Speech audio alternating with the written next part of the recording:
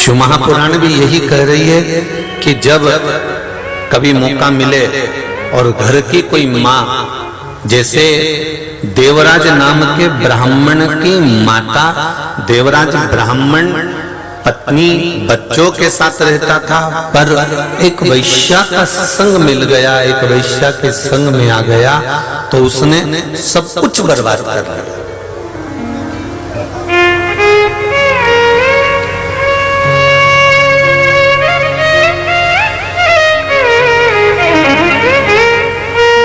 एक वैश्या का संग पाकर उसने कुछ भी नहीं रखा अपने पास में, वो सब कुछ बर्बाद कर लिया। जहां तक कि वो एक सत्कर्म करता था, भजन की ओर तत्पर रहता था, पर वो धीरे धीरे धीरे धीरे वैश्या के जब संग में आता गया तो सब बर्बाद कर बैठा, सब कुछ बर्बाद उसने कर लिया। पर उस बर्बादी के बाद भी उसके जब प्राण छूटे तो उसका जो पुण्य था वो अलग बात है, पर उसकी माता का पुण्य उसके सामने आ गया। माँ का एक नियम था, रोज शिव मंदिर में जाना, शंकर भगवान की आराधना करना, भगवान शिव की भक्ति में डूबना, शिव जी को एक बेलपत्र शंकर मंदिर की ही उठाकर धोकर वापिस शंकर भगवान को चढ़ा देना, एक अक्षत का दाना, एक चावल का दाना या एक पुष्प भगवान शिव को समर्पित कर देना।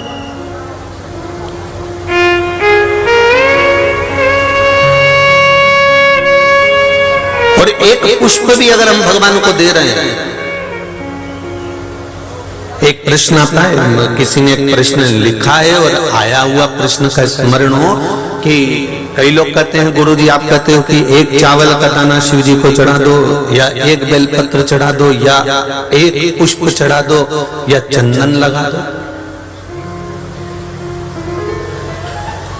अपने दुख को, अपनी तकलीफ, इसको थोड़ा सा घुमा रहा हूं, अपनी दुख को, अपनी तकलीफ को, अपने कष्ट को, अपने को स्वयं को कहना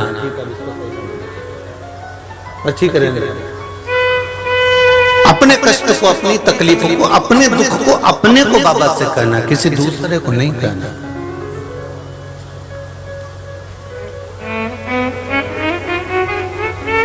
हम बाबा से अपने दिल की बात कहें।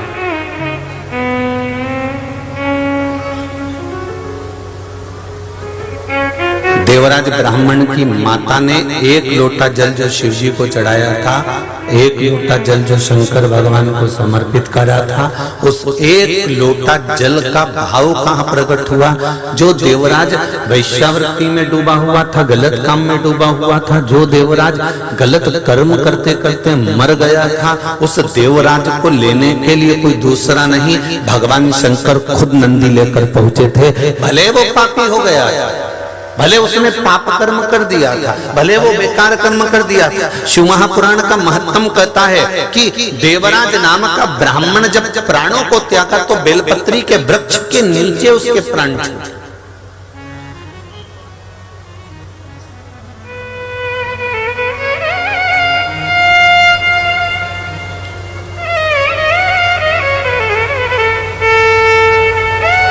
बेलपत्री के वृक्ष के नीचे। परली बैद्यनाथ जी की कथा है, बाबा बैद्यनाथ जी के चरणों में बैठकर कथा का रसास्वादन कर रहे हो, अभिषेक शिव महापुराण की कथा कर रहे हैं। इस कथा का एक बात अपने जीवन में उतार कर रखना, किसी भी कार्य के लिए जा रहे हो, किसी भी कार्य के लिए पहुंच रहे हो, शंकर जी के मंदिर में दर्शन कर कर जाना और चढ़ी हुई बेलपत्र को धोकर वापिस शिव जी को चढ़ाकर चले जाना। और आपको लग रहा है ऐसा कि ये मेरा कार्य होना चाहिए, तो बाबा से वो बेलपत्र मांग भी लेना कि कार्य की सफलता के लिए दे दो, मैं लेकर जाऊंगा। इस बेलपत्र को पार्वती जी, गणेश जी, रिद्धि सिद्धि, जया, विषहरा, सामरीवारी, दौतली, भगवान शंकर, अशोक सुंदरी आपके प्रतिबिंब के रूप में लेकर जा रहा हूं। और मुझे विश्वास है कि मेरा शंकर मेरे साथ में चल रहा है, मेरा शिव मेरे साथ चल रहा है, तो मेरा कार्य होगा, ये निश्चित है, कार्य सफल होगा। फिर लाऊंगा, वापिस मंदिर में चढ़ा दूंगा, इतना मेरा मन, मेरा विश्वास कहता है।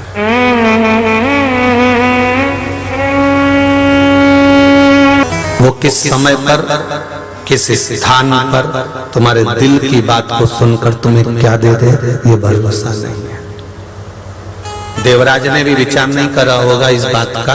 देवराज को भी नहीं मालूम होगा कि मेरी माता ने जो एक लोटा जल चढ़ाया था, देवराज को ये नहीं मालूम होगा कि मेरी माता ने एक लोटा जल जो शंकर जी को चढ़ाया था, उसका पुण्य मेरे खाते में मिलेगा और मेरे जैसे पापी का भी उद्धार हो जाएगा। ये देवराज को नहीं मालूम,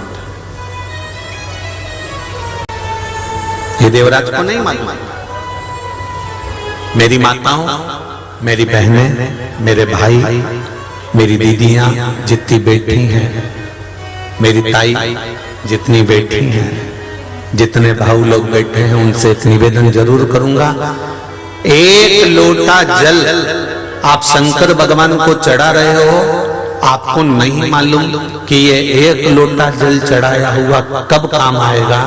जिस दिन जीवन में थोड़ी भी दुख की घड़ी सामने आकर खड़ी हो गई ना, तुम्हें किसी के हाथ जोड़ने की जरूरत नहीं पड़ेगी, वो चढ़ाया गया एक लोटा जल तुम्हारे सामने आ जाएगा।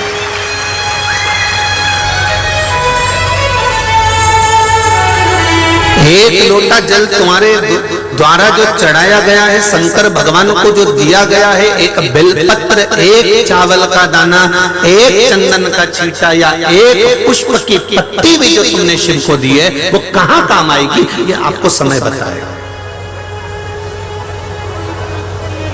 ये आपको समय निश्चित कर देता।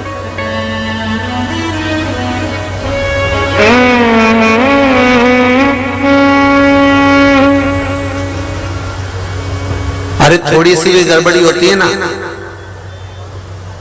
तुम्हारे मोबाइल की तुम्हें बहुत अकड़ होती है। अब भी रुक, मैं 2 मिनट में फोन लगाता हूं, अब भी मेरा काम होता है। और उसने मोबाइल निकाला, 2 मिनट में लगाया। अब वो काम हुआ कि नहीं हुआ उसको नहीं मालूम, पर उसने तो फोन लगा दिया, उसने फोन किया।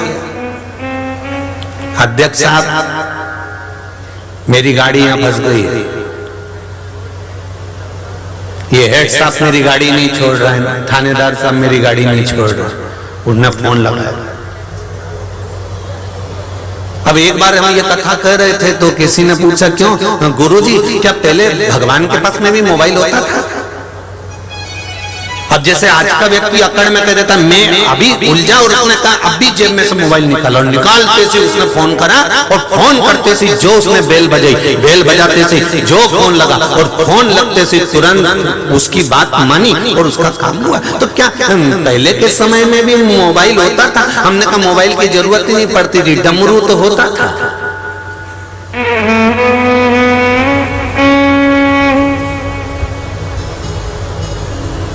मोबाइल की जरूरत ही नहीं पड़ती, मोबाइल की कोई जरूरत का क्रम ही नहीं रहा। डमरू तो होता था ना, बस वो डमरू मोबाइल का ही काम करता था। जैसे ही देख लिया कि इसको दुख आया, इसको तकलीफ आई, इसको कष्ट आया, इसको रोग आया, इसको बीमारी आई, और ये तकलीफ में आई और ये रो रही है, शंकर भगवान के मंदिर में पहुंचकर शिव की आराधना में, शंकर के चरणों में जाकर इसकी आंख में आंसू आ गए। तो उसी समय भगवान शंकर के सामने जैसे ही गई, शंकर भगवान ने जो डमरू खड़काया, तो ये डमरू नहीं है, शंकर जी का मोबाइल ही है। तुरंत बजाते से काम 1 मिनट में हो गया। समझ लो कि काम सफल हो, काम की सफलता 1 मिनट नहीं लगा। अब जरा विचार करिएगा,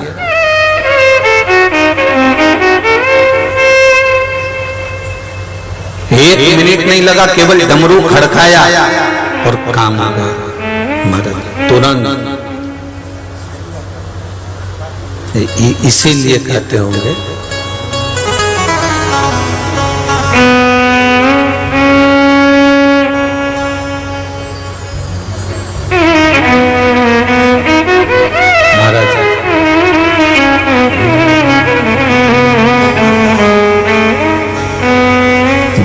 बजाओ भोलानाथ डमरू,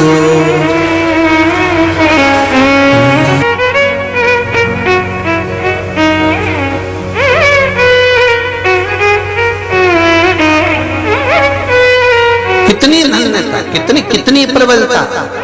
अरे लोग एक अतिथि के लिए तरसते हैं, यहाँ तो रोज अतिथि आते रहते हैं, प्रतिदिन बाबा के दरबार में अतिथि। और कितना प्रमाण दिया अतिथि के लिए। एक ब्राह्मण जिसके पास में कुछ भी नहीं था, बस वो पांडित्य कर्म भी करना नहीं जानता था कि पांडित्य कर्म कैसा होता है, पूजन कैसे कराना चाहिए, पाठ कैसे करना जाना चाहिए, यज्ञ कैसे कराना चाहिए। बस अपना दोनों समय का गायत्री का स्मरण करता, गायत्री का जाप करता। उसके घर में बेटा था, बहू थी, पत्नी था और अपने खुद थे। 4 लोगों का परिवार था।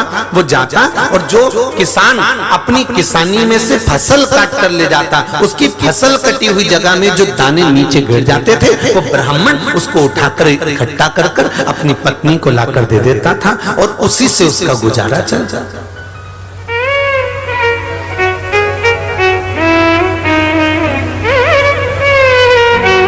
ब्राह्मण रोज जाता, किसान अपनी फसल काट कर ले गया, वहां जो दाने पड़े रहते उसको झोली में भरकर इकट्ठा कर कर लाकर अपनी पत्नी को दे देता। उससे उसका भरण पोषण होता, वो इकट्ठा कर कर रख लेता था, वही खाते थे। अब एक बार नगर में अकाल पड़ गया। अकाल पड़ गया तो सब समाप्त हो गया, अनाज भी नहीं बचा। एक बार उसको मालूम पड़ा कि पास के गांव में फसल लगी है और किसान फसल काट रहा है, तो ये अकाल पड़े हुए समय में उस पास के गांव में गया, कुछ थोड़े से जौ मिल गए, उन जौ को उठाकर ले आया, अपनी धर्म पत्नी को लाकर कहा इसको पीस लो, आटा बना लो। आटा बनाकर हमने 12 दिन से कुछ नहीं खाया है, थोड़ा सा खा लेंगे, सबके हिस्से में आ जाएगा। आटा जब बनाया, मात्र एक मुट्ठी आटा तैयार हुआ।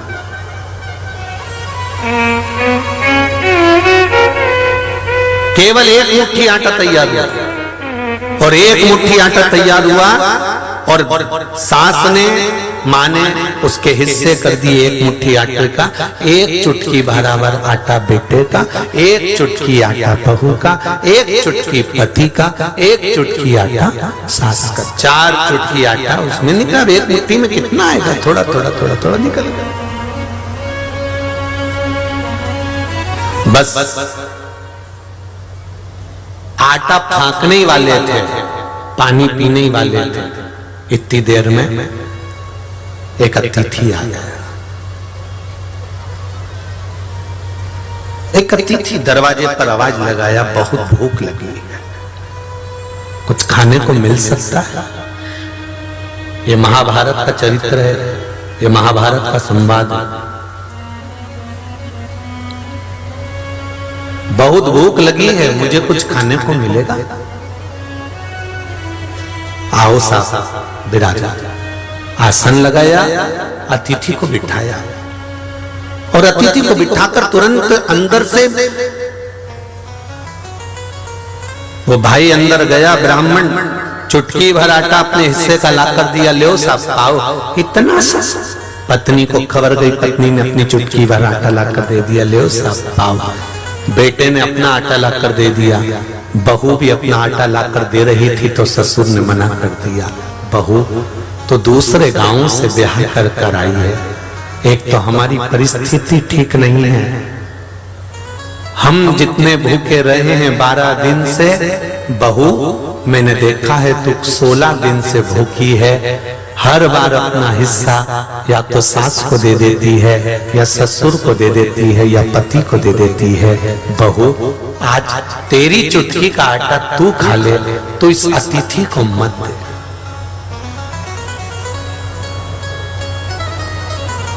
वो तो उस समय की बहू थी, आज की होती तो कमरे में जाके निपटा जाती।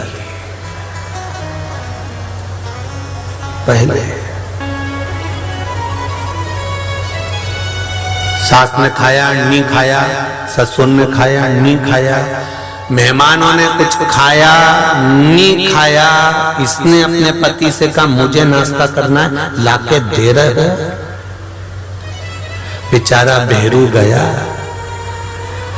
जगदम्बा को समोसा लाके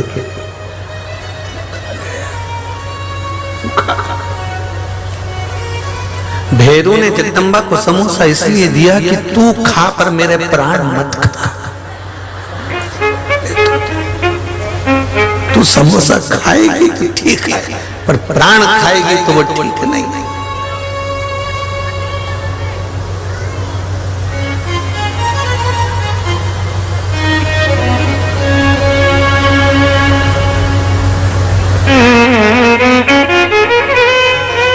पहले के समय में बेटियों को डर लगता था कि सास कैसी मिलेगी। मैं तो बोला ही नहीं रही,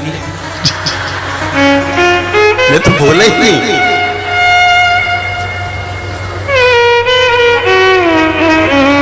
तुम सबकी नजर उतारना पड़ेगी एक बार मेरे को, निश्चित है।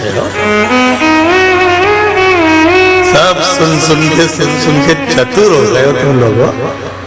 पहले बेटियों को लगता था सास कैसे मिलेगी, पर आज के जमाने में सास को सोचना पड़ता है चंद्र घंटा कैसी आएगी, कैसी।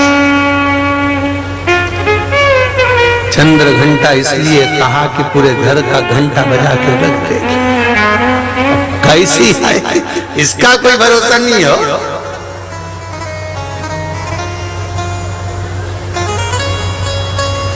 आज हमको सोमानी जी तुम्हारे अच्छा लगा, जैसे ही मालूम पड़ा कि बहू ने कहा कि पापा को बोलो गुरुजी इनने व्रत रख लिया, और व्रत रख लिया तो सोमानी जी को चक्कर आ रहा। तो हमने कहा कि तुमने व्रत क्यों रखा, एक काम करो ना कि कोई दूसरा व्रत कर ले, तुम अवस्था के अनुसार व्रत कम करा करो।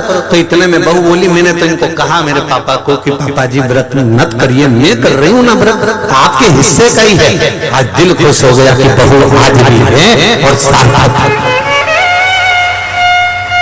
अच्छा लगा, देख के प्रसन्नता हुई।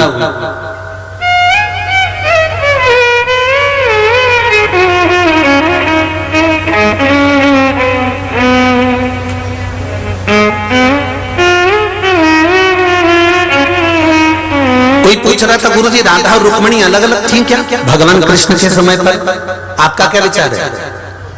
अरे बोलो तो जम के, भागवत तो बहुत सुनी है, एक बार बोलो तो। राधा रुक्मिणी अलग अलग थी? नहीं, पद्म पुराण में लिखा है, देवी भागवत में लिखा है, एक ही देवी ने अपने अंश प्रकट करे थे,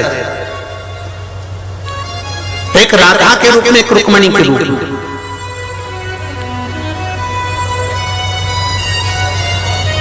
दोनों में कोई अंतर नहीं। कहा राधा जी से भगवान ने विवाह नहीं करा, रुक्मिणी जी से शादी करी, राधा के साथ भगवान की मूर्ति की पूजन होती है, तो दोनों में कोई अंतर है ही नहीं। राधा रुक्मिणी दोनों एक है, दोनों एक। बस रुक्मिणी और राधा में एक अंतर है, राधा जैसे एक बहू में जो अंतर होता है, बहू जो होती है ना, एक नौकरी करने वाली बहू को देखना जो बाहर रहती है, बेंगलोर रहती है, मुंबई रहती है, पुणे रहती है, वो सर्विस भी करती है और घर में आकर तुरंत आते से बच्चों का काम भी, बेटा आया कि नहीं आया, बहू कहाँ गई, बच्चे आए कि नहीं आए, सर्विस करने वाली बहू। बाहर रहेगी तो सर्विस करेगी, रुआब से रहेगी, ठाट से रहेगी, काम भी करेगी, सब कुछ करेगी, वर्क पूरा करेगी। घर में आते से मेरा बच्चा कहाँ गया, मेरा बेटा कहाँ गया, तुरंत बच्चे के सिर पे हाथ फेरेगी, बच्चे भी उससे चिपक जाएंगे, तुरंत जाएगी, ना जाने इन्होंने भोजन करा कि नहीं करा, वो भी सर्विस से आ गए होंगे। अब देखो जरा, एक बहू सर्विस करती है, घर आते से बच्चों से लाड लड़ाती है, तुरंत पहले सोचती है कि किसी ने खाना खाया कि नहीं खाया, और रसोई घर में चली जाती है। एक सर्विस कर कर पत्नी आती है और एक सर्विस कर कर पति आता है। पति जब सर्विस कर कर आता है तो अटैची फेंक कर, रिमोट हाथ में रखकर सोफे पे दम जाता है, तुरंत चालू। अब इसको पानी भी चाहिए, सुनो एक गिलास पानी ला दो, तो ये तो सोचो कि वो भी सर्विस कर आई है, वो भी नौकरी कर आई है, पर आते से ही उसने पहले अपने बच्चों से लाड लड़ाया, प्रेम करा, फिर उसको लगा ये भी भूखे होंगे, मेरे बच्चे भी भूखे रहेंगे, इसलिए वो अंदर गई, भोजन बनाया, उसने भोजन ला कर दिया। और इतने बड़े बड़े मिहिर पैदा हो गए आज के जमाने में, जब टेबल पे खाना खाने बैठते हैं तो पास में रखा हुआ गिलास भी नहीं उठा सकते, तो भी कहते हैं दे देना गिलास। जरा विचार करिए, हमारी रुक्मणी और राधा के ये दो रूप हैं। एक वो रुक्मणी का रूप, ये समझ लो कि वो सर्विस भी कर रही है, नौकरी भी कर रही है, बाहर भी जा रही है, राज सत्ता भी संभाल रही है, द्वारकाधीश की पूरी सत्ता को संभालने का काम कर रही है। और एक रूप मेरी राधा रानी का है, जो अपने बच्चों से लाड़ भी लड़ा रही है, प्रेम भी कर रही है, स्नेह भी कर रही है और सबको अपने गले से लगा रही है। ये देवी का दो रूप है। एक है, एक आते से घर में माँ बन जाती है और बाहर सर्विस करती, नौकरी करती, सब संभाल लेती है। आते से भोजन बना देती है, आते से बच्चों को संभाल लेती है। ये दो रूप एक ही है, इनमें कोई अंतर नहीं हो सकता।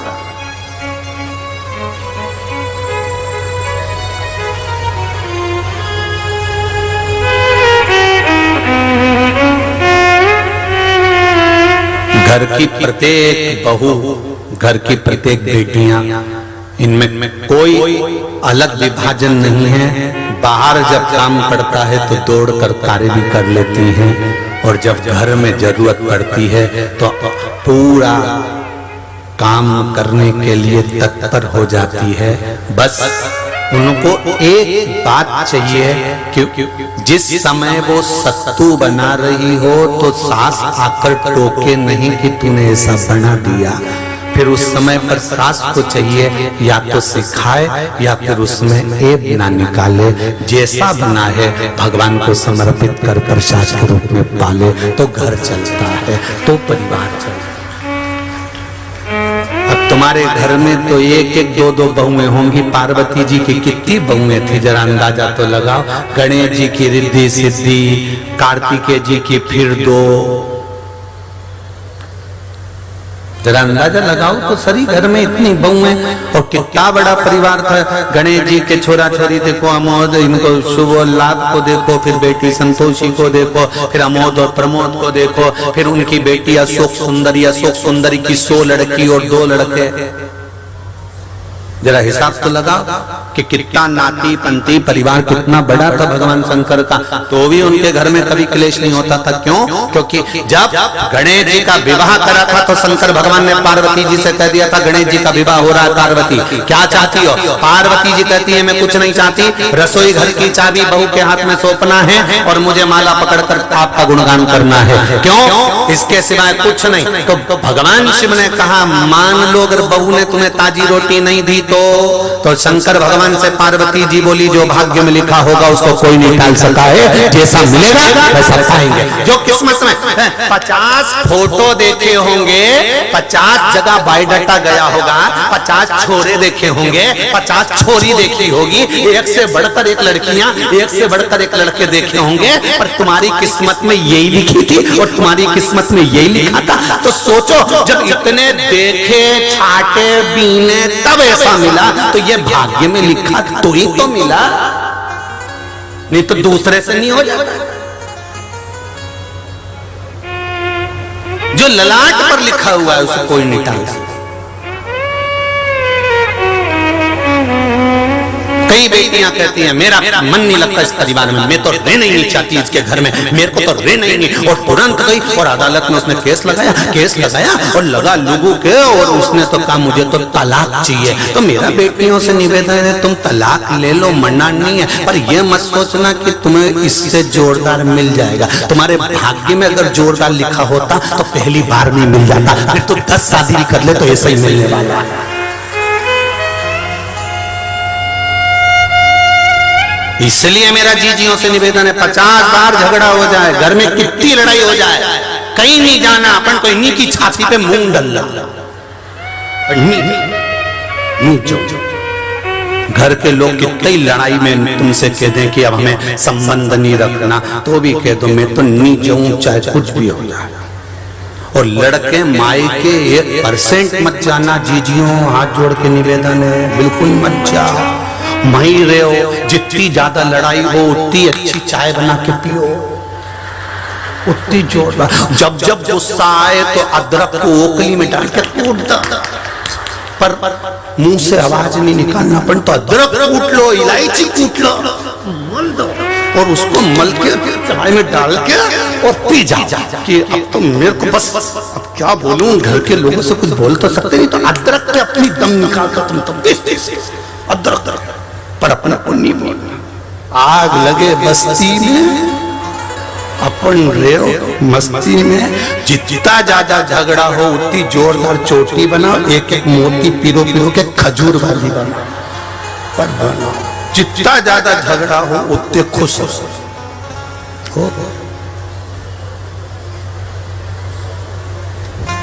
होता रहे झगड़ा, क्या कर?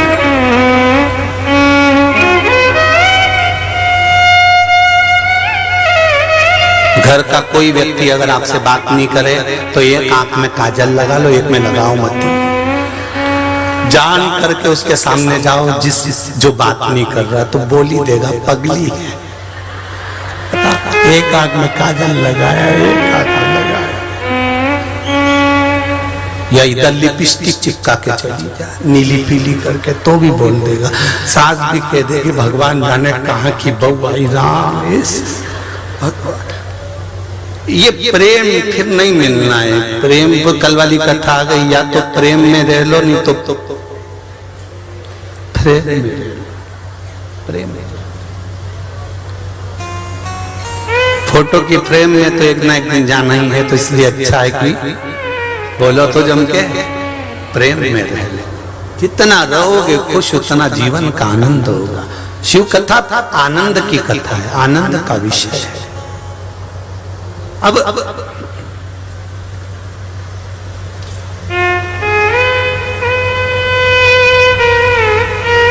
बहू से कहा कि ये चुटकी भर जो आटा है बहू तू खा ले। नहीं नहीं पिताजी मैं नहीं खाऊंगी, अतिथि आया और भूखा रह जाए।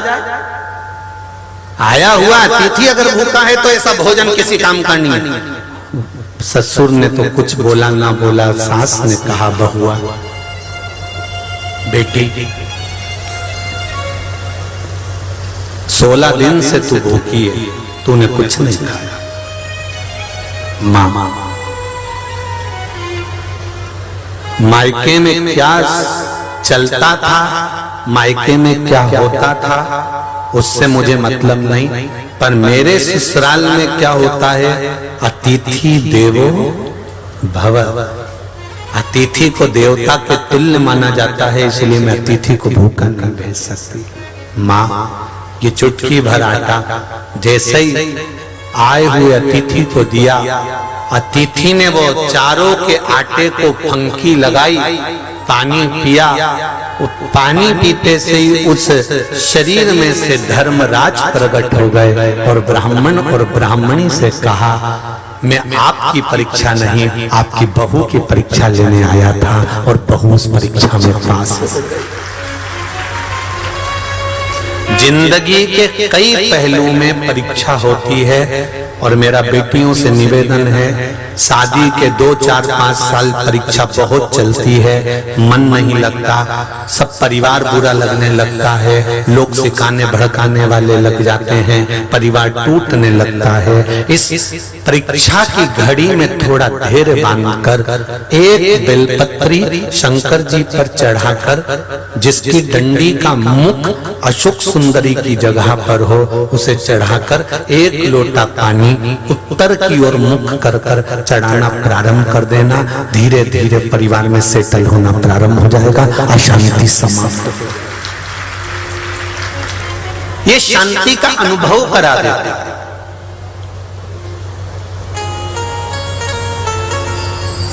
बेलपत्री की डंडी का जो मुख है, बेलपत्री की जो डंडी होती है उसका जो मुख होता है, अगर उसको अशोक सुंदरी वाली जगह पर शिवलिंग पर चढ़ाए और अशोक सुंदरी वाली जगह पर उसका मुख है और आप उत्तर की ओर मुख कर कर जल चढ़ा रहे हो, तो ये निश्चित है उस घर में कितना भी क्लेश मच रहा होगा, लगभग आधे घंटे के अंदर उस घर में शांति हो ही जाएगी, सबका आपस में प्रेम बढ़ जाएगा, क्लेश नहीं रहेगा। थोड़ा समय अगर संघर्ष का आ सकता है, ऐसा नहीं है कि संघर्ष का समय नहीं आता, ऐसा नहीं है कि संघर्ष का समय नहीं पहुंचता, आता है। मनुष्य जीवन है, मानव का शरीर है, 2 कारणों से मनुष्य का शरीर मिलता है, एक भोग भोगने के लिए, दूसरा भजन करने के लिए। जब मनुष्य का शरीर ही 2 कारणों से मिला है कि कर्म का भोग भोगो, जो पूर्व में कर कर आयो वैसा भोगना पड़ेगा, तो भोगो, और दूसरा भगवान का भजन करो। तो ये 2 कारणों से जब मनुष्य का शरीर मिला है तो उसको तो भोगना, उसको तो करना।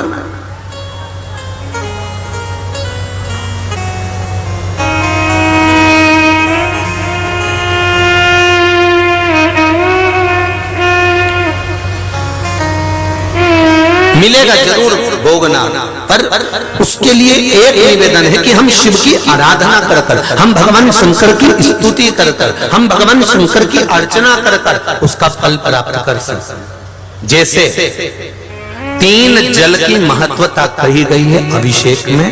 पहला तीर्थ का जल। कौन सा जल है? तीर्थ का जल। जो भी तीर्थ का जल हमारे पास में होता है, जब हम कोई विशेष कार्य के लिए जा रहे होते हैं और हमारा कार्य सफल नहीं हो रहा, तो फिर तीर्थ के जल को शंकर भगवान के किसी भी मंदिर में जाकर उत्तर की ओर मुख कर कर उस जल को समर्पित कर दीजिए। आपका वो कार्य बाबा सफल जरूर करेगा। तीर्थ के जल से बल प्राप्त होता है।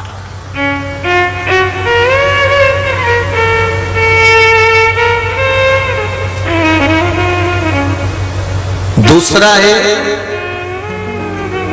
घर में अगर अरहर की पत्ती हो, अरहर की जो दाल होती है, तुअर की जो दाल होती है, उसकी जो पत्ती होती है, वृक्ष का पौधा जो होता है उसकी जो पत्ती होती है, जब रोग में ग्रसित हो गया व्यक्ति और डॉक्टर ने कह दिया इसको कैंसर है या इसकी किडनी या इसका लीवर खराब हो गया है, डैमेज हो गया है, इसका डायलिसिस चालू होगा, अब वो डायलिसिस की तैयारी करे, उससे पहले आप अरहर की पत्ती का जल शिव को समर्पित करना प्रारंभ कर दीजिए। डायलिसिस की जरूरत नहीं पड़ेगी, भगवान चाहेगा तो बचा लेगा, किडनी और लीवर काम करना प्रारंभ करेंगे। ये अभिषेक शिव महापुराण के तत्व है।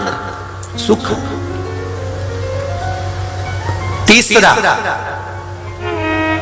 जिस देवालय में दर्शन करने जा रहे हो, महाकाल गए हो, परली बैद्यनाथ आए हो, काशी जी गए हो, या आप जहां पर भी भीमा शंकर, कृष्णेश्वर आदि जितने तीर्थादिक मंदिरों में शिवालय हैं, उन शिवालय में अगर दर्शन करने गए हो, तो वहीं उसी शिवालय के पास में जो मंदिर हो, उस शिवालय के पास में जो हापसी, जो हैंडपंप, जो बावड़ी, जो कुआं, जो तालाब हो, वहां का जल लेकर भगवान शंकर को समर्पित कर देने से विद्वत्ता प्रबल हो जाती है। संबंध नहीं हो रहे हों, संबंध नहीं जम रहे हों, तो जहां शंकर का मंदिर हो, उसके पास में कोई हापसी, कोई हैंडपंप, कोई कुआं, कोई बावड़ी, कोई तालाब हो, तो 1 लोटा जल लेकर आधा शिव को चढ़ाकर आधा जल बेलपत्री के वृक्ष के नीचे से चढ़ा देने पर, जिस संबंध के लिए चढ़ा रहे हो कि यहाँ संबंध होना चाहिए, वो संबंध जुड़ता है। निवेदन करें, विनती करें, हे शिव, हे करुणा सागर, हे दयालु, हे दातार, हे कृपा के सागर, आप करुणा करेंगे। अतिथि आया, धर्मराज प्रकट हुए, बहू को आशीर्वाद दिया, चले गए। परिवार भी धर्मराज के कहने पर एक श्रेष्ठ जगह पर चले गया। आज भवन खाली हो गया। उस भवन के अंदर एक नेवला रहता था। कौन रहता था? नेवला। ब्राह्मण के घर में एक नेवला छुपकर रहता था। आज वो नेवला अपने शरीर को भूमि पर घिस रहा।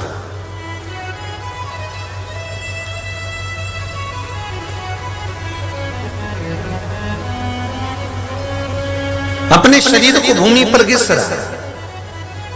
घिसते घिसते जहां पर अतिथि ने जो आटा खाया था, जो आटा फेंका था, वह थोड़ा सा आटा नीचे गिर गया था। वो आटा जब नीचे गिरा, उस पे नेवले ने अपना शरीर जब रगड़ा, तो नेवले का आधा शरीर सोने का हो गया और उसकी वाणी मनुष्य की वाणी हो गई। आधा नेवले का शरीर था, आधा सोने का शरीर था, और वाणी भी मनुष्य की हो गई। तो धर्मराज प्रकट होकर बोले, रे नेवले, अतिथि सत्कार की थोड़ी सी झूठन तुझे मिल गई थी, इसलिए तो पूर्व का गंधर्व था, पूर्व का गंधर्व था। अतिथि सत्कार की थोड़ी सी झूठन तुझे मिल गई और तेरे शरीर को लग गई, जिससे तेरा शरीर सोने का हो गया और तेरी वाणी मनुष्य की हो गई। किसी श्रेष्ठ यज्ञ में तू पहुंचेगा और वहां अतिथि का सम्मान सही हुआ होगा, यज्ञ में गरीब और अतिथि का आदर हुआ होगा, तो वहां पर तेरा शरीर ठीक हो जाएगा। तू एक काम कर, अब यहां से हस्तिनापुर चले। हस्तिनापुर? हाँ। नेवले ने पूछा हस्तिनापुर में क्या करूंगा? वहां पांडव यज्ञ कर रहे हैं। पांडव अगर यज्ञ कर रहे हैं तो उनके यज्ञ में जो भी अतिथि आएगा तो उसका सम्मान होगा, सम्मान होगा तो उसकी झूठन गिरेगी, झूठन गिरेगी तो तू शरीर को लगेगी, तेरा शरीर सही हो जाएगा। नेवले ने कहा ठीक है। अब नेवला हस्तिनापुर पहुंच गया जहां पर पांडव बहुत विशाल यज्ञ कर रहे थे। उस यज्ञ में पांडव अतिथियों का सम्मान भी कर रहे थे, पर अतिथियों के सम्मान से जो झूठन नीचे गिरी, नेवले ने अपने शरीर पर उसको लपेटा, पर नेवले का शरीर सही नहीं हुआ। नेवले का शरीर सही नहीं हुआ। जब नेवले का शरीर ठीक नहीं हुआ तब नेवला वापिस धर्मराज की आराधना करा। धर्मराज प्रकट हुए। क्या बात है? नेवले ने कहा कि मेरे को एक ब्राह्मण के घर की थोड़ी सी झूठन से मेरा कल्याण हो गया, और इतने बड़ा यज्ञ इन पांडवों ने करा, इतना फैलाया, इतने बड़े बड़े संत साधु ब्राह्मण जन को बुलाया, इतना सब कुछ करा, तो मेरा शरीर सही नहीं हो पाया। कारण क्या है? धर्मराज ने कहा यज्ञ तो बड़ा करवाया, पर आए हुए अतिथि का सम्मान श्रेष्ठता से नहीं हो पाया, इसलिए तुम्हारा शरीर शुद्ध नहीं हो पाया। अब तुम किसी और यज्ञ में जाओ। एक बात अपने जीवन में उतार कर रखिएगा, अतिथि देव भव।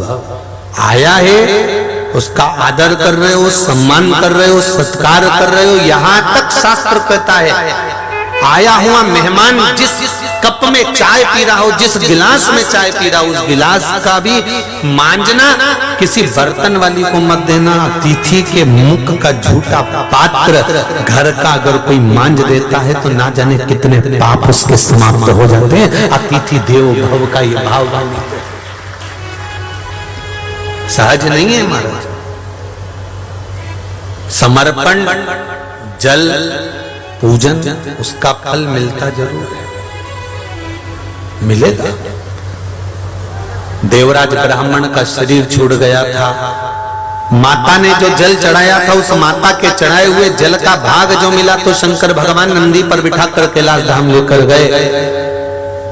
बिंदु के जाने के बाद में चंचुला देवी ने शिव महापुराण की कथा सुनी और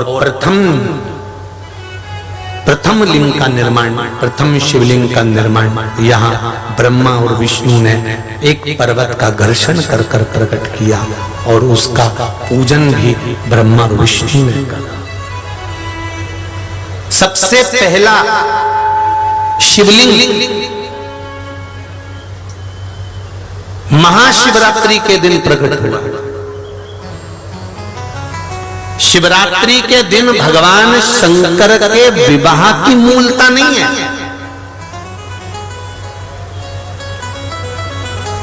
शिवरात्रि के दिन तो भगवान शंकर के सुंदर आनंदमय प्रागट्य की मूलता है। भगवान शंकर का प्रागट्य उत्सव।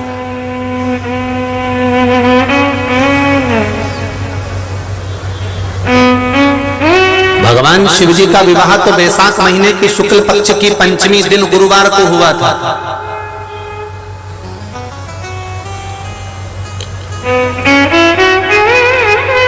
कौन से महीने में? बोलो जमते जरा। वैशाख का महीना, शुक्ल पक्ष की पंचमी तिथि, दिन गुरुवार के दिन भगवान शंकर का मंगल विवाह हुआ था। शिवरात्रि के दिन तो मेरे बाबा का शिवलिंग इस पृथ्वी पर प्रकट हुआ था। मेरे बाबा के जन्म दिवस का दिन है शिवरात्रि का दिन। मेरा बाबा प्रकटा था।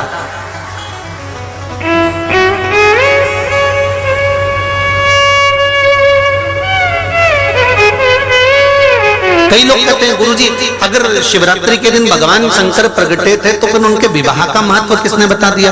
तो भगवान शंकर के विवाह का महत्व देखो, कल कथा में कहा था कि एक बार हनुमान जी नहीं हुए, ऐसे कई कल्प हुए। कई कल्प में श्री हनुमान जी महाराज प्रगटे, कई कल्प में राम जी महाराज प्रगटे। शंकर भगवान का विवाह केवल एक पार्वती के साथ नहीं हुआ। शंकर भगवान के गले में जितनी मुंड की माला पड़ी हुई है, 52 मुंडे 51 मुंडे शिव जी के गले में हैं।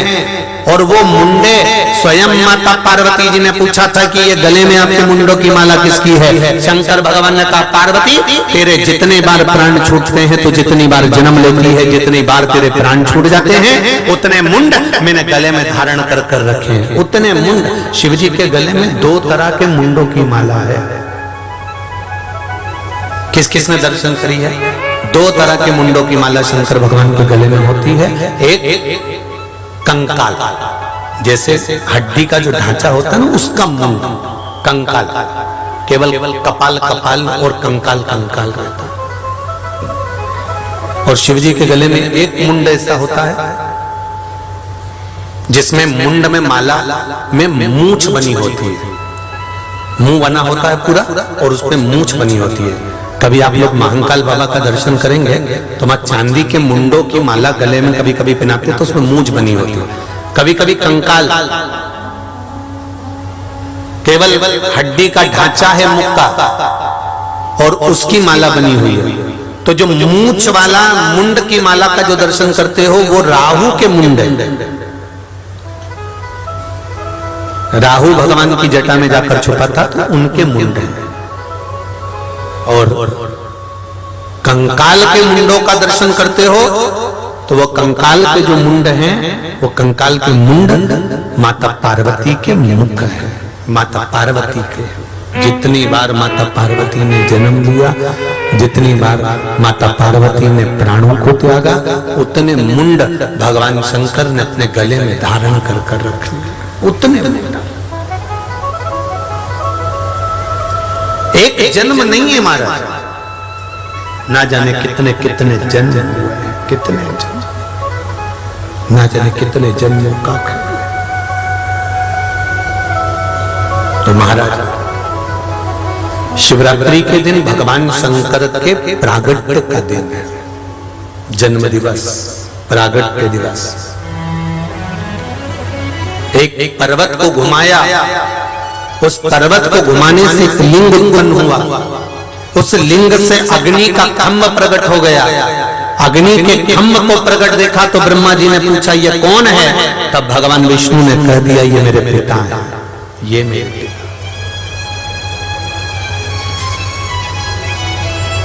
ब्रह्मा जी ये तुम्हारे दादाजी, ब्रह्मा ये तुम्हारे दादा है और मेरे पिता है। ब्रह्मा जी के मन में विश्वास नहीं हुआ।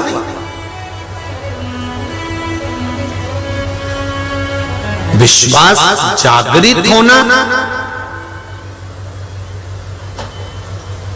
विश्वास की जागरूकता प्रकट करना कठिन है, बहुत कठिन। अरे महाराज 5 कटोरा भर के खीर पी गए, 5 कटोरी 5 बाटकी 5 कटोरा खीर पी गए।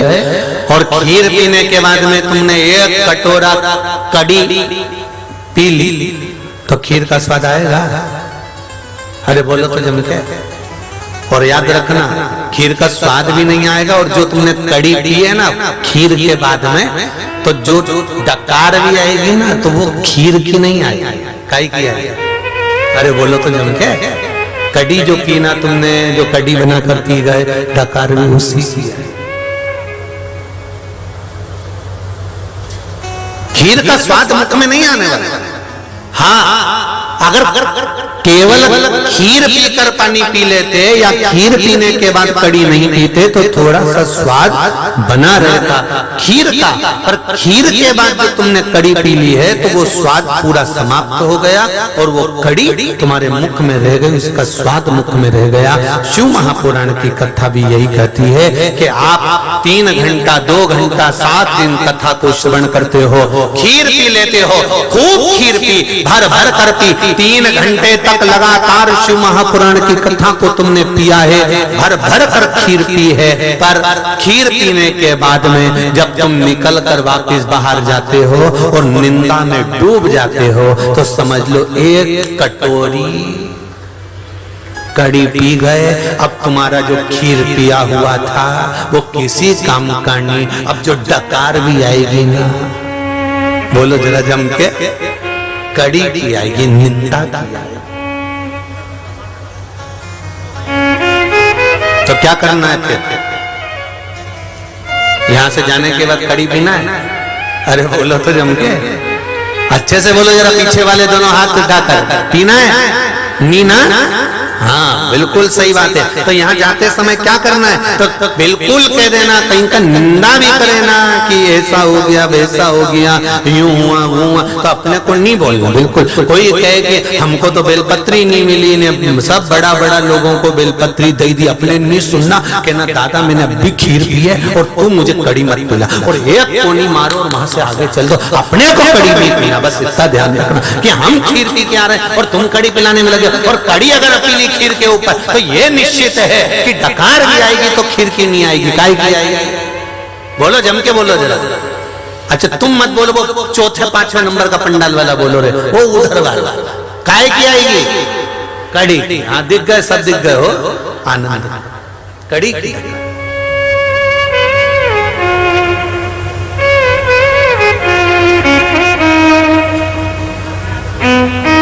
इसलिए निवेदन है कि जब खीर पियो तो फिर कड़ी का काम मत रखना, फिर तो खीर में ही बढ़िया जोरदार सब आनंद के साथ। पहले का समय और आज का समय, अभी अभी तो लोग भोजन में भी खीर के साथ में सब्जियां बना लेते हैं, सामान बना लेते हैं। पर कभी राजस्थान में जाओ, सालासर जी जाओ, खाटू श्याम जी जाओ, जीड माता जाओ, दादी रानी सती जाओ, जब तुम्हारा मन पड़े राजस्थान के मारवाड़ के किसी तीर्थ में चले जाओ। जिस दिन तुमने कहा कि आज हमारी तरफ से सवामणी है, आज हमारी तरफ से भोजन है, भंडारा है, तो वहां सब्जी का काम नहीं, कड़ी का काम नहीं, वहां तो एक ही काम चूरमा और खीर, और चूरमा और खीर को मलते जाओ, निपटाते जाओ। तो उन्होंने कहा साहब कड़ी नहीं बनवाई तो क्या कड़ी का काम ही नहीं, क्योंकि कड़ी पी लेंगे तो डकार कड़ी की आएगी, खीर और चूरमा अगर खा लिया है डटकर तो फिर डकार इसी की आएगी। उसी तरह अगर शिव महापुराण की कथा सुनी है तो इसके बाद में निंदा मत सुनना, बुराई मत सुनना, कहीं काम, कहीं लोभ, कहीं आसक्ति, कहीं वासना, कहीं तृष्णा, ये कड़ी बेकार मत पी लेना, नहीं तो डकार इसी की आती रहेगी। कथा तो तुमने जो पी वो यहीं रह जाएगी, और घर जाते जाते भी तुम घर के लोग पूछेंगे कहाँ गई थी, तो क्या कथा सुनने गई थी, क्या लेके आई? कहीं नहीं, उनने तो अपना अपना वाले के आगे बिठाई थी। अब बताओ कड़ी पी गए, अब रिश्तेदार पूछ रहे हैं तू कथा में गई थी क्या मिला? कहीं नहीं, उन्होंने अपना अपना वालों को आगे बिठा दिया, और हम तो पीछे। मैं तो बहुत देर तक खड़ी रही, मैंने तो किया, हम तो उनके भाभी लगते हैं, हम तो उनका रिश्तेदार लगते हैं, हम तो काका जी की छोरी, पर भाऊ हमारा सुने ही मत। इतना के काला काला कपड़ा पहना हुआ इन्हें बाउंसर खड़ा कर दिया, ये किसी की सुने ही नहीं। तो ये सुने नहीं तो हम किससे कह के हम उनके काका की बहू की छोड़, पर हमारा कोई सुना ही नहीं। तो इनने कथा जितनी सुनी थी ना, खीर जितनी पी थी ना, वे तो वहीं की वहीं रह गई, और घर पहुंची तब तक वो कड़ी की डकार बाहर आ गई। वो कड़ी की डकार नहीं आना चाहिए, आएगी तो नहीं आएगी। वो कड़ी जाता जाता भी मत पीना, नहीं तो कहीं का कम जाते जाते भी मन तो जा, हमको तो एक बेलपत्री नहीं दी, हमको तो बिठाया ही नहीं, हमको तो बिठा नहीं, डकार नहीं आना चाहिए घर पे जाके कि डकार घर खीर पिए तो खीर की डकार आना चाहिए। चूरमा हमारे मारवाड़ में बहुत खीर और चूरमा खिलाते कि आखिरी तक भी तुम अपना गांव जाओ तो डकार इसी की आना चाहिए। चूरमा इतना मुंडा में घी भर दे वो चूरमा में, इतना घी और इतनी खीर चकाचक, इतनी मीठी इतनी मीठी इतनी मीठी, कहीं का कह भी हमारे शुगर कहीं नहीं, तुम तो निपट ही जाओ। या तो खीर अंदर पहुंचेगी तो काम करेगी, नहीं तो तुम निपट जाओ तो कोई बात दूसरी, तुम तो। और पहले मनवाड़ भी इतने जोरदार होता था, पहले पूरा खाना खिला देते थे, उसके बाद मनवाड़ चालू होता था। एक लड्डू तो लेना ही पड़ेगा था, नहीं बियाई जी साहब आया, नहीं काका जी साहब आया, एक लड्डू तो लेना ही पड़ेगा था, थोड़ा चूरमा तो लेना ही पड़ेगा। तो जितने लोग मेहमान बैठते थे ना पहले से आधा पेट खाली रखते थे, अभी आएगा बियाई जी खिलाए। शिव पुराण कर रहे, भगवान शंकर का चरित्र कर रहा है। ब्रह्मा जी के मन में यह भाव प्रकट ही नहीं हुआ, विश्वास प्रकट ही नहीं हुआ कि ये शंकर है, ये शिव है।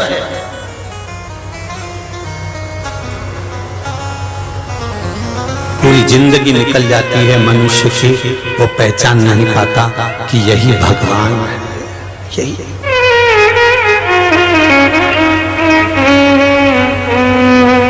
क्या यही परमात्मा है, क्या यही भगवान है। पूरा जीवन निकल जाता है। एक बार संत तुकाराम जी को नींद नहीं आ रही थी, संत तुकाराम जी बड़ी बैठे घर के बाहर जाकर बैठ गए, उनको नींद नहीं आ रही। चार चोर चोरी करने चले, चार चोर चोरी करने चले तो तुकाराम जी ने देखा कि ये कोई जा रहा, तो तुकाराम जी को लगा अपने को नींद नहीं आ रही, फालतू बैठे हैं। अब जब फालतू बैठे हैं तो कोई काम ही कर दे। अब रात को इनको क्या मालूम था कि ये चोर है, इनको तो लगा कि बेचारा कोई काम से जा रहे होंगे। और आधी रात को वो ही जाता है निकलकर गाड़ी भगाकर, जिसको कोई काम होता है। आधी रात को गाड़ी कौन निकालेगा 2-2:30 बजे रात को, पर जिसको जरूरी काम होगा वही जाएगा। तो संत तुकाराम जी ने विचार करा कि इनको नींद नहीं आ रही, तो तुकाराम जी ने सोचा कि इनका काम में भी कर देता हूँ। चारों चोर आगे जा रहे थे, इनको नहीं मालूम कि ये चोर है। तुकाराम जी उनके पीछे पीछे चले। अब चोरों ने विचार करा, एक चोर ने दूसरे से कहा पीछे कोई आ रहा है, पीछे कोई आ रहा है। दूसरे चोर ने कहा ये तो अपने गांव का तुकाराम जी है। अच्छा हाँ, अब क्या करें? तो क्या कहीं नहीं, अपनी गैंग में शामिल कर लो, चोरों में इसको भी मिला लो। संत तुकाराम जी से चोरों ने जाकर कहा कहाँ जा रहे हो? क्या कहीं नहीं, तुम्हारा काम करने जा रहे हैं। अच्छा हमारे साथ चलना? हाँ, रात को जा रहे हो तो कोई जरूरी काम होगा, इसलिए हमने सोचा तुम्हारा काम कर दे। तो तुम्हारे को हमारे साथ में रहना है? हाँ चलो चलो। तुकाराम जी भी चले गए। अब चोरों ने विचार करा ये तो पहली बार आया नया नया चोर, इसको तो चोरी करना आएगा ही नहीं, तो इसको बाहर खड़ा कर देते हैं और अपन सब अंदर चले जाते हैं। तुकाराम जी से कहा एक काम करो तुकाराम जी, तुम बाहर खड़े रहो, हम अंदर जाते हैं, जैसे ही आएंगे तुमको तुम्हारा हिस्सा देंगे। अब तुकाराम जी को मालूम, तुकाराम जी तो ये सोचे कि काम का हिस्सा बताएंगे, इनको क्या मालूम था कि चोरी का हिस्सा लाएंगे। हम तुम्हारा काम हम तुमको तुम्हारा हिस्सा दे देंगे। तुकाराम जी कहे ठीक है खड़ा हूं, जाओ। चारों चोर अंदर चले गए। अब चोरों ने जाकर सामान समेटना चालू कर दिया, चोरी करना प्रारंभ कर दी। चोरी करना प्रारंभ करी तो इनको आधा घंटा हो गया। तुकाराम जी तो खड़े। तुकाराम जी ने सोचा अभी तक नहीं आए, भाऊ लोग तो कब का गया, एक भी भाऊ का पता ठिकाना। अब किससे पूछे तुकाराम जी? तुकाराम जी ने मन में सोचा रे बाबा बेचारा कब का गया है रे। सेठ जी के घर में घुसा, सेठ जी के ना जाने कौन सा काम, मेरे को तो काम भी नहीं बताया, 1 घंटा हो गया आए नहीं। तुकाराम जी ने सोचा नहीं आ रहे तो मैं ही अंदर जाता हूँ। तुकाराम जी अंदर गए। जैसे ही अंदर गए तो सामने सेठ जी के फोटो लगा था भगवान का, हरि विठल का। जैसे विठल का फोटो देखा तुकाराम जी ने जेब में से करताल निकाली और बजाना प्रारंभ कर दिया, विठल विठल विठल। चोरों ने विचार करा ये तो पकड़ाएगा,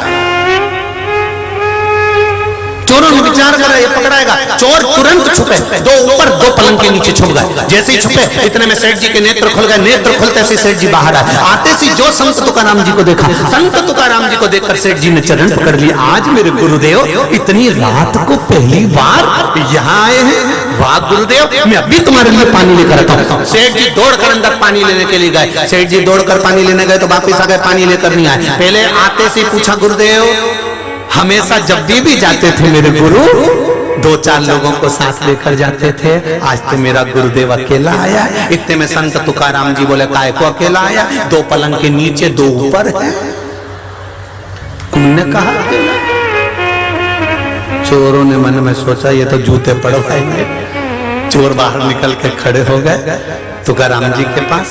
सेठ जी अंदर गए, पानी भरकर 5 गिलास लाए, पांचों को पानी पिलाया। सेठ जी अंदर गए, 5 श्रीफल लेकर आए, पांचों को दिया। सेठ जी अंदर गए, 5 मुद्रा लेकर पांचों को दी। गले में माला पहनाकर संत तुकाराम जी से कहा गुरुदेव बड़ी कृपा करी जो आप आज रात को पधारे, ऐसी कृपा करते रहना। संत तुकाराम जी बोले मैंने कृपा नहीं करी, ये चारों ने कृपा करी। सेठ जी ने चारों के चरण पकड़ लिए, चोरों के, और चोरों के चरण पकड़कर बोले रे भैया गजब कर दिया, मेरा संत तुकाराम आज तक नहीं आया था किसी के घर, पर तुम्हारे साथ आज यहाँ पहुंच गया। ऐसी कृपा और करना, अगली बार जल्दी लेकर आना, ऐसी करुणा करना। चारों चोर माला पहन के नरियल लेके बाहर निकले। निकलते से ही उन्होंने तुरंत संत तुकाराम जी के चरण पकड़कर कहा गुरुदेव जितनी बार चोरी करके पकड़ाते थे तो जूता खा के आते थे, आज पहली बार लड्डू खाकर आए हैं। संत तुकाराम ने कहा संतों के पीछे चलोगे तो लड्डू मिलेगा, और कहीं आड़ा टेढ़ा के पीछे चले गए तो जूता ही मिलेगा। संतों के साथ रहिए, सत्संग में रहिए, भजन में रहिए, कीर्तन में रहिए, मंत्र जाप में, स्मरण में रहिए। जितना आप परमात्मा की भक्ति में डूबोगे उतना आपको सुख प्राप्त होगा ही होगा, ये निश्चित है, निश्चित।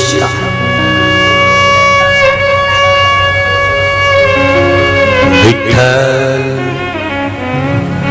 विठ्ठल विठ्ठला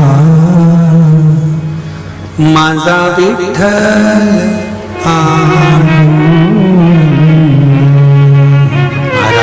हृदय से, चित्त से, मन से आप उसका स्मरण तो करो। नहीं माने ब्रह्मदेव की ये शिवलिंग में, नहीं मानते कि ये शंकर का स्वरूप है, उन्होंने तो कह दिया ये इसमें भगवान तुम्हारे पिता नहीं मानते। ढूंढने गए, भगवान विष्णु को भेज दिया, ब्रह्मा जी ने चरण ढूंढने के लिए पाताल में, भगवान ब्रह्मा चले गए आकाश में, भगवान शंकर का सिर ढूंढने के लिए, मस्तक ढूंढने के लिए। भगवान विष्णु ने कहा ब्रह्मा मानो, ब्रह्मदेव मानो मेरी बात, यही शिव है। ब्रह्मा कहते हैं मैं इनको शिव नहीं मान सकता।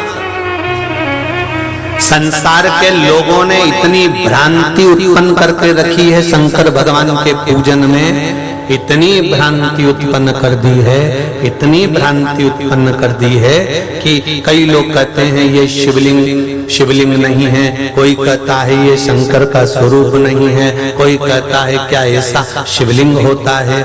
पर दिल से अगर उसको रिझा रहे हो तो कंकर में शंकर है, ये निश्चित है, वो प्रकट हो जाता है जब चाहो।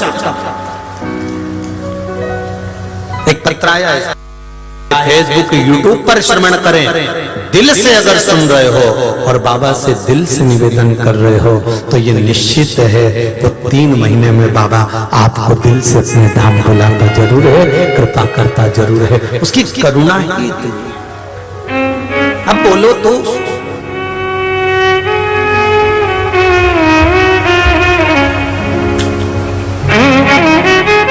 मैंने तेरे ही भरोसे हो बाबा, तेरे ही भरोसे हवा विच उड़ती जावांगी, बाबा डोर तो छड़ी ना कंठी जावांगी। आप दिल से उससे कह दें, दिल से निवेदन कर दें, वो श्रवण करे, सुने।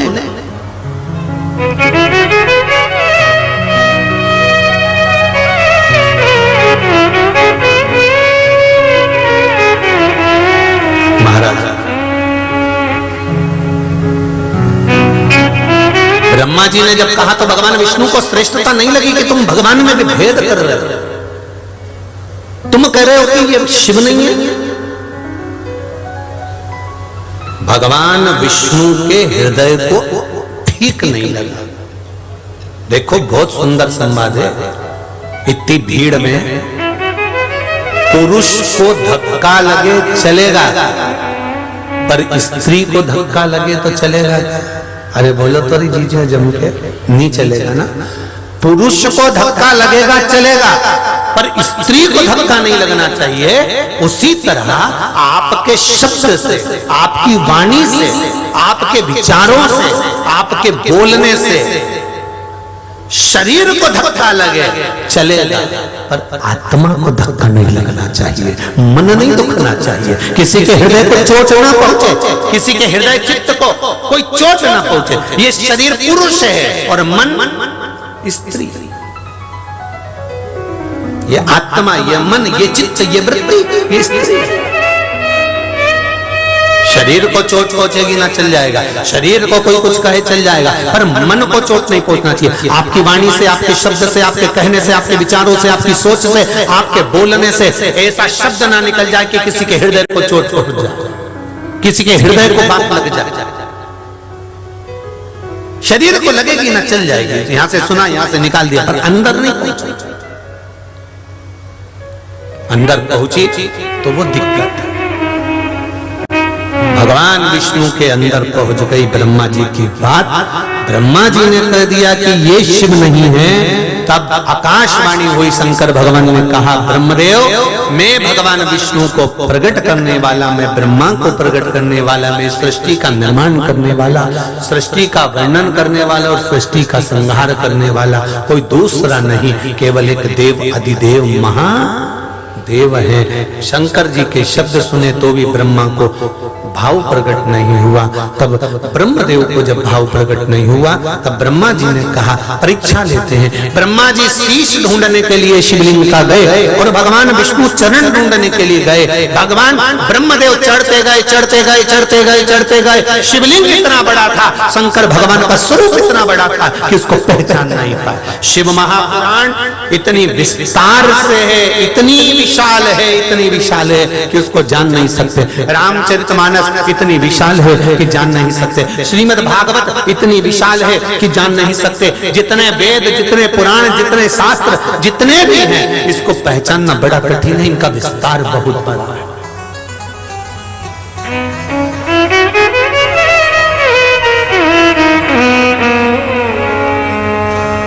इनका विस्तार बड़ा प्रबल, बहुत बहुत प्रबल। इनको जानना बड़ा बड़ा कठिन है। गए ब्रह्मा जी ऊपर, जाते जाते जाते जाते उन्हें देखा शीश नहीं मिला। केतकी के फूल को तोड़ लिया, केतकी के पुष्प से कहा, चल भगवान विष्णु के सामने जाकर कह देना ब्रह्मा जी को सिर मिल गए। आगे चले तो गौ माता को पकड़ लिया। ए गौ माता, भगवान विष्णु के सामने चलकर कह दे कि भगवान ब्रह्मा को शीश मिल गया। सबको लेकर नीचे आ गए। भगवान विष्णु से ब्रह्मा जी ने पूछा, क्या आपको भगवान शंकर के चरण मिल गए? भगवान विष्णु ने सत्य कह दिया कि मुझे चरण नहीं मिले। भगवान विष्णु का नाम स्कंद पुराण में शंकर भगवान ने सत्य नारायण रख दिया। क्या नाम रखा? सत्य, क्योंकि सत्य बोले थे।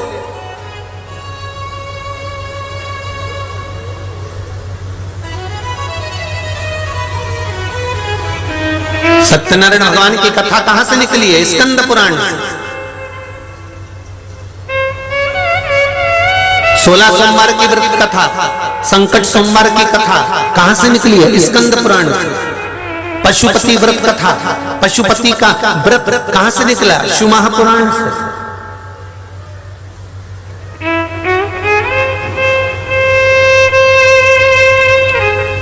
करे हो आप लोग कभी पशुपति व्रत? किस किसने करे? जरा हाथ उठाओ। बहुत सारों ने कर लिया। रखिए रखिए रखिए। पशुपति व्रत कामना की पूर्ति के लिए भगवान से किया जाता,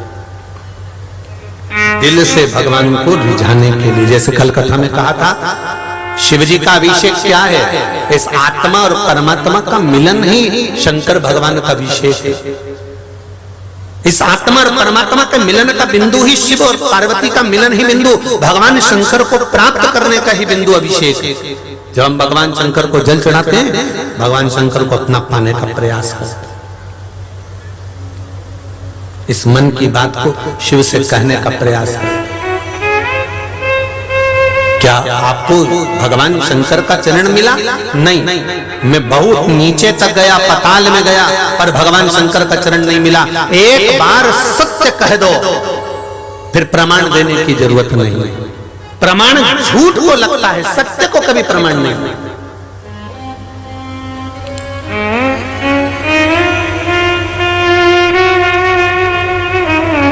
पर सत्य कहना भी कठिन है। एक पंडित जी तो बेचारे बहुत विद्वान, नरक चले गए। तो गांव के लोगों ने कहा, हमारे गांव के पंडित जी ने तो इतनी पूजन पाठ करी, इतना कथा सत्संग करी, ये नरक में क्या कर रहे हैं? पंडित जी से पूछा, तुम नरक में कैसे आ गए? पंडित जी बोले, मेरी पत्नी के कारण आया। पत्नी ने क्या बिगाड़ दिया तुम्हारा? कुछ नहीं, सुबह से तैयार होकर मेरे सामने आके खड़े होकर पूछती थी मैं कैसी लग रही।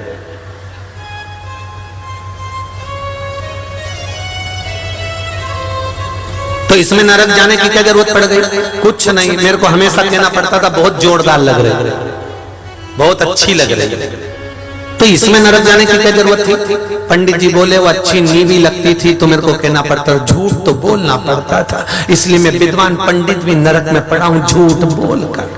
पत्नियों से निवेदन है, तुम्हारे पति को नरक मत पटकना, तुम पूछना ही मत कि मैं कैसी लग रही, तुम पूछना ही मत। वो भी बेचारा सत्य तो बोल नहीं सकता, और कहीं कहीं का सच बोलने वाला पति हो और वो बोल दे, तुमने आके पूछा नई साड़ी पहनकर मैं कैसी लग रही, इतने में पति बोल दे बिल्कुल ऐसी लग रही जैसे हरी घास में भैंस चल रही। अब इतना बोल दे तो वो विवाद, तो बोले भी क्या बोल सकते। महाराज शिव पुराण कह रही है, ब्रह्मा जी झूठ बोल दिए, ब्रह्मा जी ने झूठ बोला, आकाशवाणी हुई, ब्रह्मदेव तुम झूठ बोलते हो। केतकी के फूल से पूछा तो शंकर भगवान ने कह दिया, केतकी के पुष्प मैं तुझे श्राप देता हूं कि तूने मेरे सामने झूठ बोला है, इसलिए सब देवताओं पर चढ़ेगा पर शंकर पर कभी नहीं चढ़ेगा। गौ माता तो जगत की मां होकर झूठ बोल गई, तेरा पूरा शरीर पूजा जाएगा पर तेरा मुख आप पूज्य माना जाएगा। तूने झूठ बोला है तो झूठ बोल।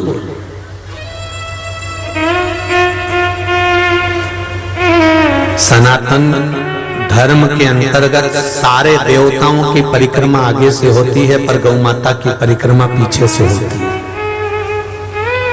कन्यादान आगे से, वस्त्रदान आगे से, सारे दान जितने भारत की भूमि पर हमारे शास्त्रों में वर्णन करे गए सारे दान आगे से होते हैं, केवल गौ दान, गौ माता का दान पीछे से होता है, पूंछ पकड़ कर किया जाता है। क्यों? क्योंकि गौ माता ने झूठ बोल दिया था, इसलिए गौ दान कभी आगे से नहीं होता, गौ दान हमेशा पूंछ पकड़ कर किया जाता है, क्योंकि तू झूठ बोल दी थी। एक झूठ के कारण गौ माता का भी दान पीछे से होने लगा, परिक्रमा पीछे से होने लगी। कहा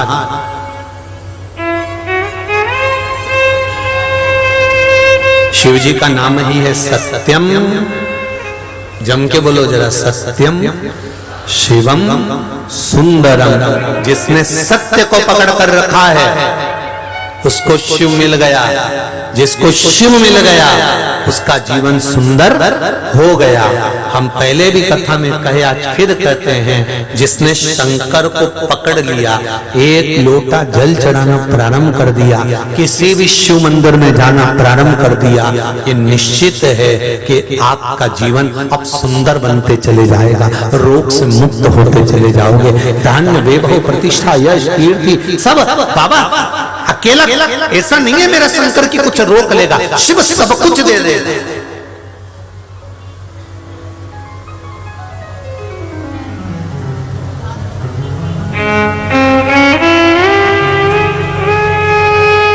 सब कुछ प्रदान कर, वो देता है, दिल से देता है। कुछ बोलना है देव जरा माइक पहुंचाओ बेटी के पास, जल्दी पहुंचाइए। वहीं रहो, पहुंच जाएगा बाबू, वहीं पहुंच जाएगा। हाँ, पहुंचा फास्ट दो, एक दूसरे को देते जाओ जल्दी। हाँ बढ़ाइए।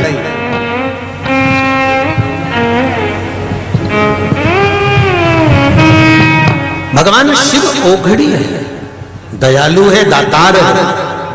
उसका भजन, उसका कीर्तन, उसका स्मरण मूल है। श्री शिवाय नमस्ते। श्री शिवाय नमस्ते गुरुदेव। सादर प्रणाम।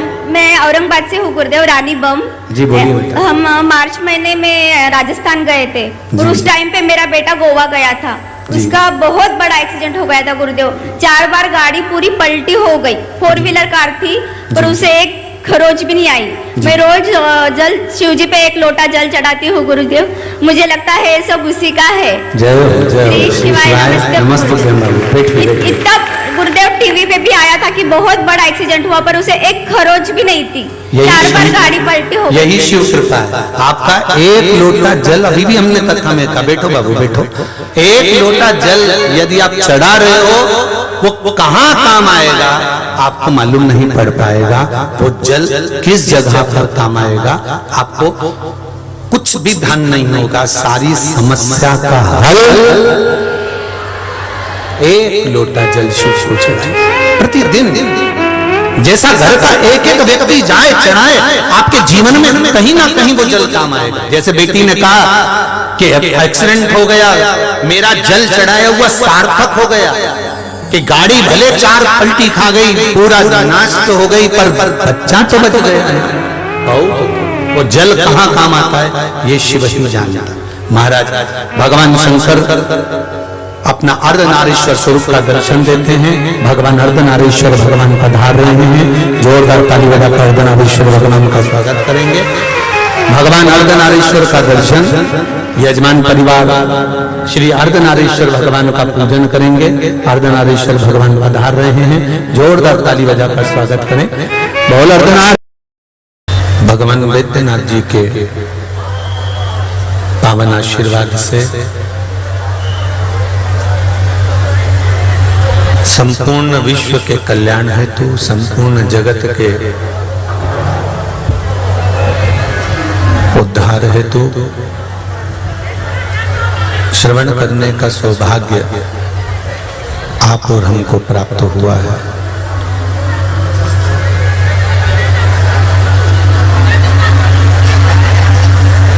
बड़े भाग्यशाली हैं श्री गोपाल बंसीलाल जी सोमानी, श्रीमती शोभा गोपाल जी सोमानी, सोमानी परिवार परली वेदनाथ।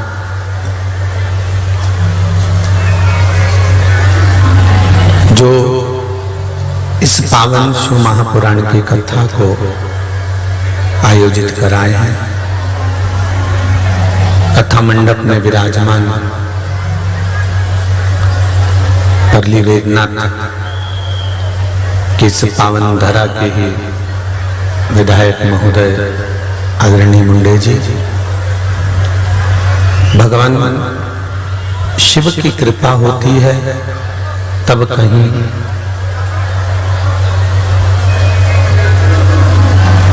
मानव जीवन को सार्थक करने का कोई एक समय प्राप्त होता है।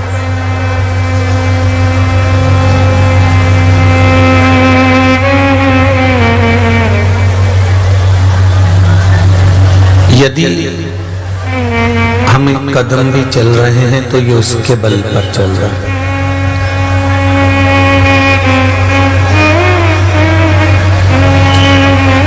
कोई दूसरे के बल पर हम नहीं चल रहे। देखिए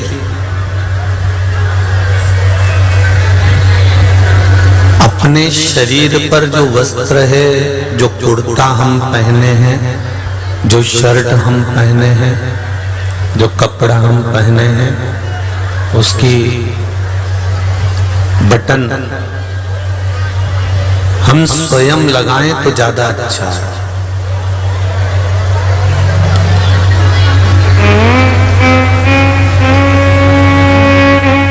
यदि यदि उस कुर्ते की बटन को कोई दूसरा लगाता है ना, तो हो सकता है कि वो ऊपर नीचे कर दे, ऊंचा नीचा कर दे, रिटर्न बढ़ जाए, ऊंचा नीचा करे, और हो सकता है कि वो सही नहीं लगा पाए।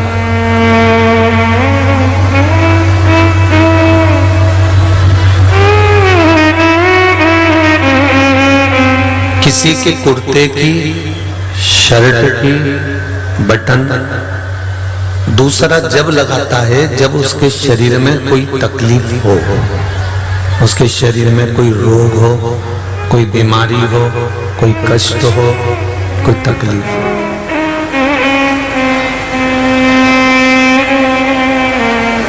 इसकी आवाज जा रही होगी, इसको ऊपर रख दो।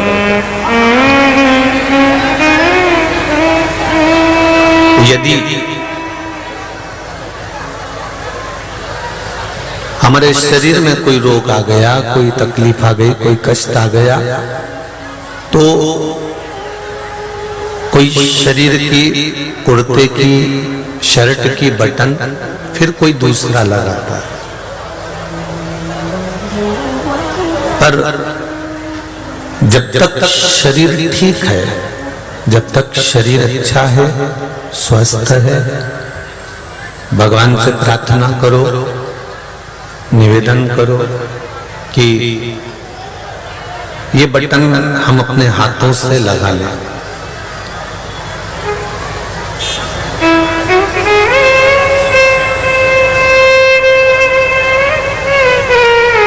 गीता, रामायण, भागवत, शिव पुराण या शंकर भगवान की आराधना, पूजन चालू करो ना इसको।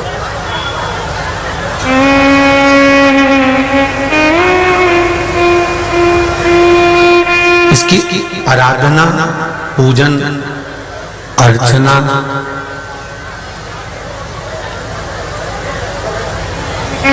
हम स्वयं अपने हाथों से, हम स्वयं अपने हाथों से क्यों ना करें। एक बात अपने जीवन में उतार कर रखिए, दरवाजे पर गौ माता आती रहे तो अपने हाथों से रोटी देते रहो।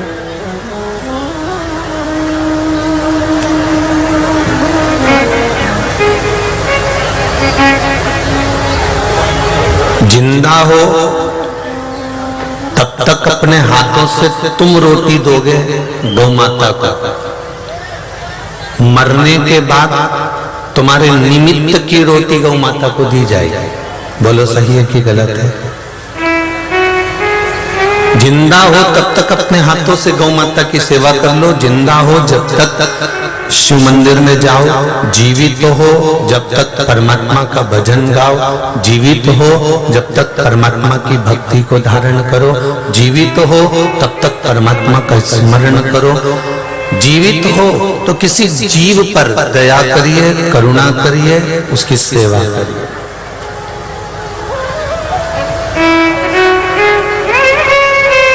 मरने के बाद उसी जीव को तुम्हारे ही निमित्त से दिया जाए, उसी जीव।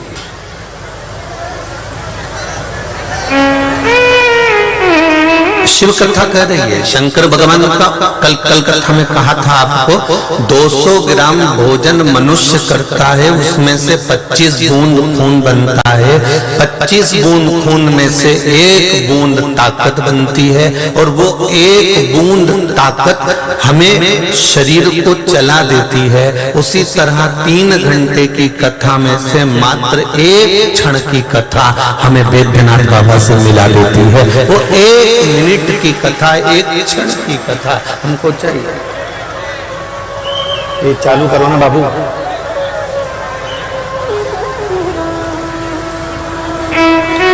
ऐसी चालू करो।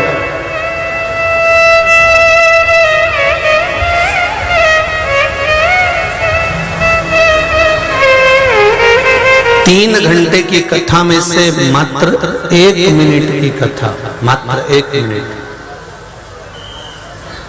बहुत है उसका। और वो 1 मिनट की जो कथा है, वो 1 मिनट की कथा हमें वैद्यनाथ बाबा से, हमें भोलेनाथ बाबा से, हमारे शंकर से हमको मिला देते। 1 मिनट। तेरी कृपा बिना न हिले एक भी, लेती है श्वास तेरी कृपा से हे गंगाधार मोतीधार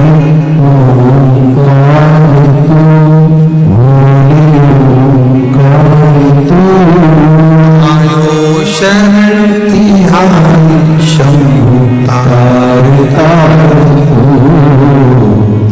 बखान क्या करूं मैं राखों के ढेर का, चपटी भभूत में खजाना हे गंगाधार मोतीधार